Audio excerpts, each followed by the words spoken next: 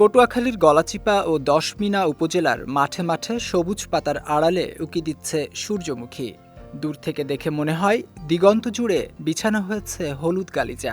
খেতে মৌমাছির গুঞ্জন আর পাখির কলতানে মোহিত হন সৌন্দর্যপ্রেমীরা। মনোমুগ্ধকর এই সূর্যমুখী বাগান দেখতে প্রতিদিন ভিড় করেন অনেকেই।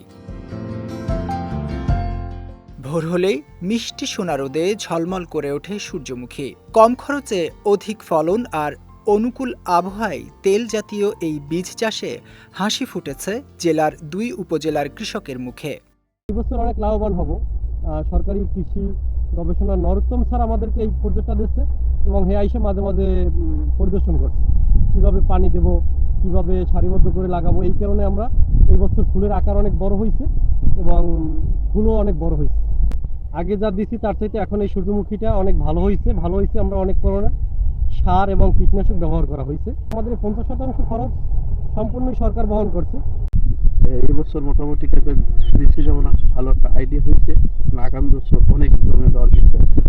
কৃষি বিভাগ বলছে এবছর ৫৫ হেক্টর জমিতে সূর্যমুখী চাষের লক্ষ্যমাত্রা নির্ধারণ করা হলেও কৃষকের আগ্রহ বাড়ায় আবাদ হয়েছে ৭০ হেক্টর জমিতে। ফলনও হয়েছে ভালো। কৃষি বিভাগের পক্ষ থেকে চাষিদের দেয়া হচ্ছে বিভিন্ন প্রণোদনা ও সুযোগ সুবিধা।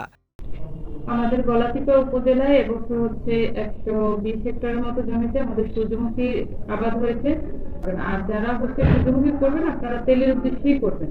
বিক্রির জন্য করলে হয় কি আসলে যে আপনারা অনেক সময় যে মার্কেট ওঠানামা করে দামটা পাওয়া যায় না, কিন্তু তেল ভাঙিয়ে তেলের একটা মূল্য নির্ধারণ করা থাকে। দশমিনা উপজেলা বর্তমানে সূর্যমুখীর আবাদ হয়েছে ৭০ হেক্টর জমিতে। আমাদের লক্ষ্যমাত্রা ছিল ৫৫ হেক্টর।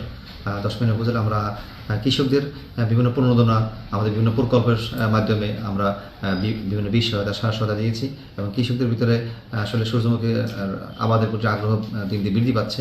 কারণ বাজারে আমাদের ভোজ্য তেলের দাম বেশি বৃদ্ধি হওয়ার কারণে কৃষকরা তেল ফসলে দিন দিন আগ্রহী হচ্ছে এবং আমাদের মাঠ পর্যায়ে যে ঘোষকরা কৃষক কর্মকর্তা আছে তারা সার্বক্ষণিক আমাদের কৃষকদের বিভিন্ন পরামর্শ দিয়ে যাচ্ছে।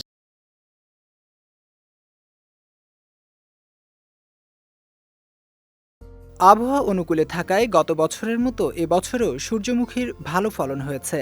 তাই ভোজ্য তেলের চাহিদা পূরণে ভূমিকা রাখবে সূর্যমুখী, এমনটাই প্রত্যাশা করছে কৃষি বিভাগ ও চাষিরা। বিজয় টিভি নিউজ ডেস্ক।